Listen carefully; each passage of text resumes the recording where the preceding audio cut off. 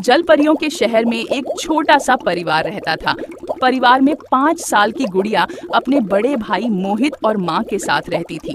गुड़िया के पिता नहीं थे और माँ अक्सर बीमार रहा करती थी, जिस वजह से मोहित और गुड़िया घर चलाने के लिए समंदर में अखबार बेचा करते थे। इसके अलावा उनके पास एक और छोटा सा घर था जिसे उन्होंने किराए पर लगा रखा था। वहाँ से जो थोड़े बहुत पैसे आते थे वो माँ की दवाइयों में लग जाते थे। जैसे तैसे बस 2 वक्त की रोटी ही उनके नसीब में हो पाती थी। गुड़िया उठो गुड़िया, सुबह हो गई, हमें न्यूज़पेपर बांटने जाना है। जल्दी से उठो गुड़िया, वरना लेट हो जाएगी। हाँ भैया, मैं उठ गई। चलिए जल्दी से न्यूज़पेपर बांट कर आते हैं, फिर वापस आकर नाश्ता भी तो बनाना होगा, फिर मम्मी की दवाई का समय भी हो जाएगा। चलिए भैया जल्दी चलते हैं। और फिर दोनों भाई बहन समंदर में सबके घर घर जाकर न्यूज़पेपर पहुंचाते हैं।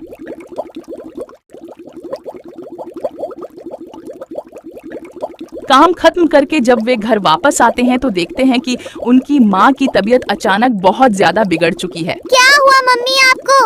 आप कल रात तक तो ठीक थी, अचानक आपको क्या हो गया? गुड़िया, मुझे लगता है कि हमें जल्दी से मम्मी को अस्पताल लेकर जाना चाहिए। घर में इनकी तबीयत तो और खराब हो जाएगी।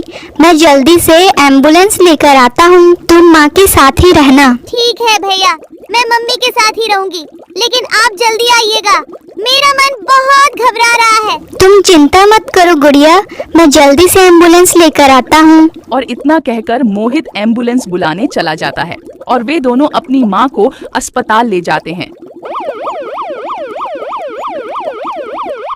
अच्छा किया, तुम दोनों बच्चों ने अपनी माँ को समय से अस्पताल ले आए, वरना इनकी तबीयत और खराब हो सकती थी। चिंता की कोई बात नहीं, मैंने कुछ दवाएं लिख दी हैं, तुम लोग वो दवाएं ले आना और उन्हें समय से खिलाना।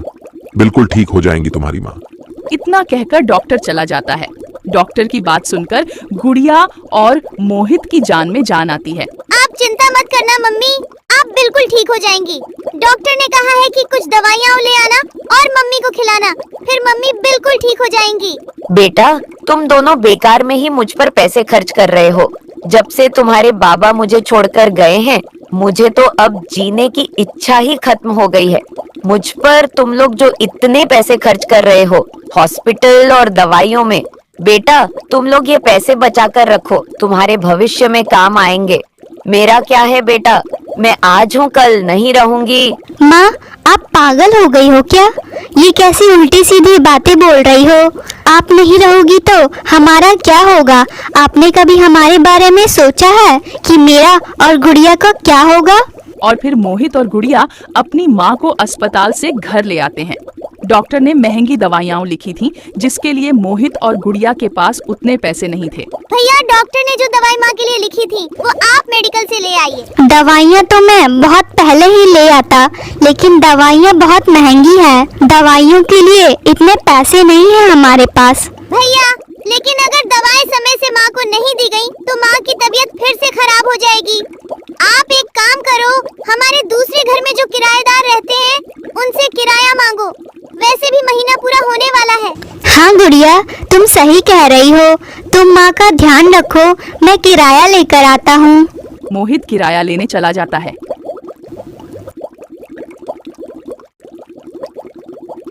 जी, मैं इस महीने का किराया लेने आया हूँ।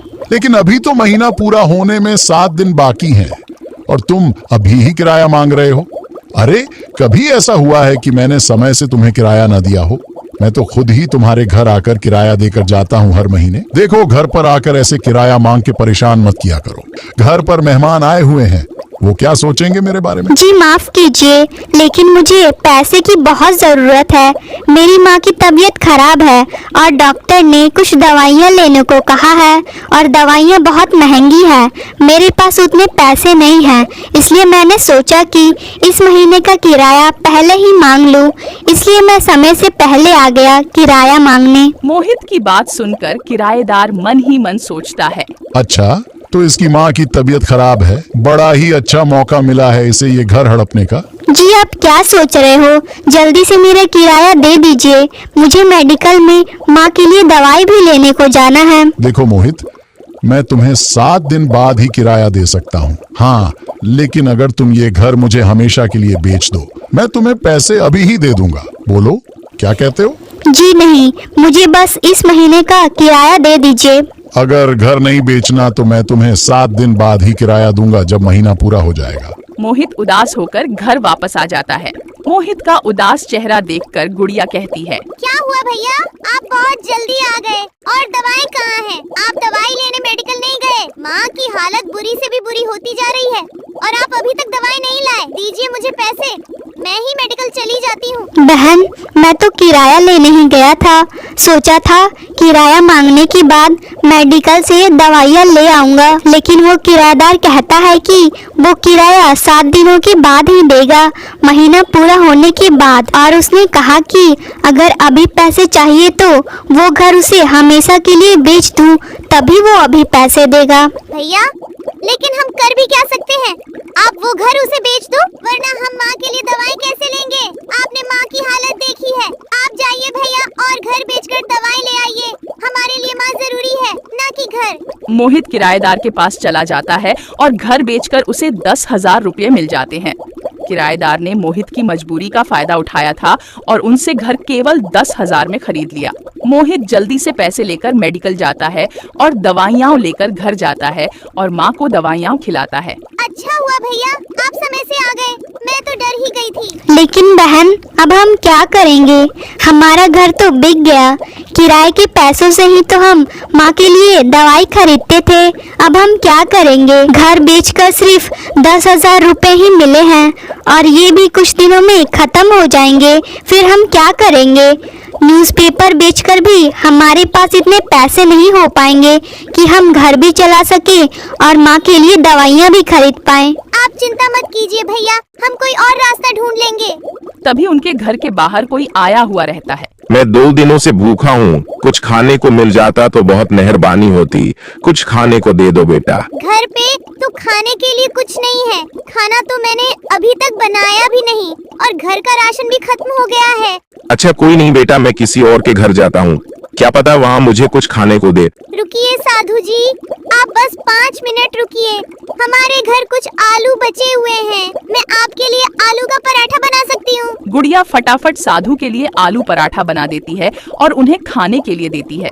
पराठा साधु को बहुत पसंद आता है। वो गुड़िया से खुश होकर कहता है, बेटा तुम तो बहुत अच्छा आलू पराठा बनाती हो, तुम्हें तो आलू पराठा का ढाबा खोलना चाहिए था।